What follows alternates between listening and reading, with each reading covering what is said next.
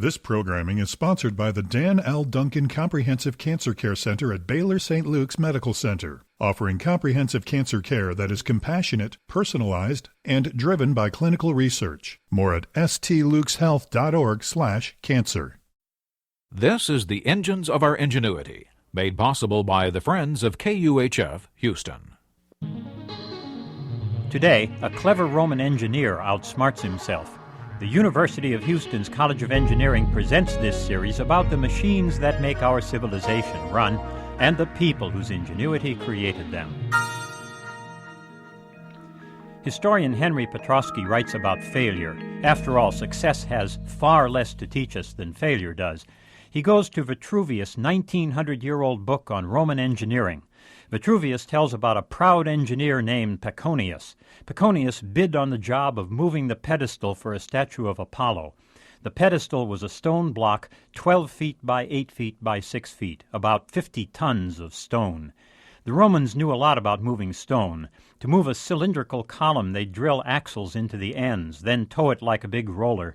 For a square column, they'd fit wooden wheels around the ends, then build a frame around the wheels and tow it like a cart. But Paconius' pedestal was an unusual job, and he had his own scheme for handling it. He built a great 15-foot diameter horizontal wooden spool around it. Then he wrapped the spool with rope.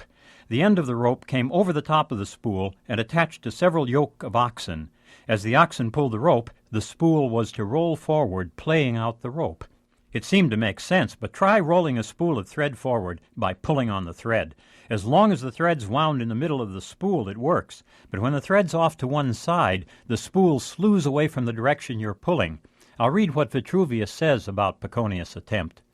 As the rope uncoiled, it did indeed cause the wheels to turn, but it could not draw them in a straight line along the road.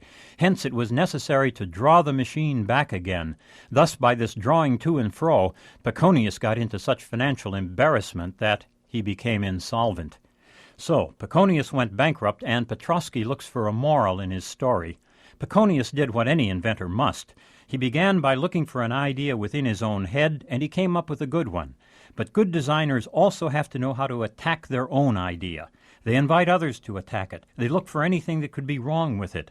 Vitruvius says, Paconius, with confident pride, determined to make a machine of a new sort. The key word there is pride. It takes a dimension of humility to question our own ideas. Proud Paconius wasn't able to do that. So, he missed what a good critic might have seen. Petrosky goes on to tell about modern designers who've brought far greater disaster on themselves in the same way. But Paconius' story also harbors a second and more subtle message.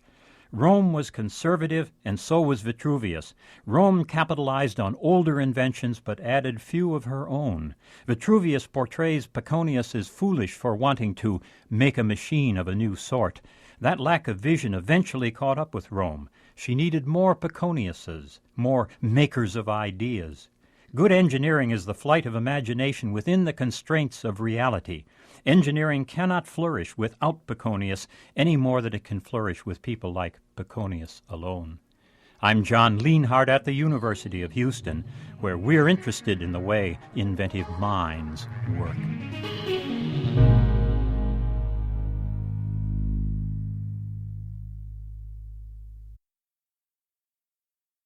This programming is sponsored by Trinity University, where the spirit of inquiry can inspire a resilient and diverse community of lifelong learners to answer questions and question answers. More information at trinity.edu/values.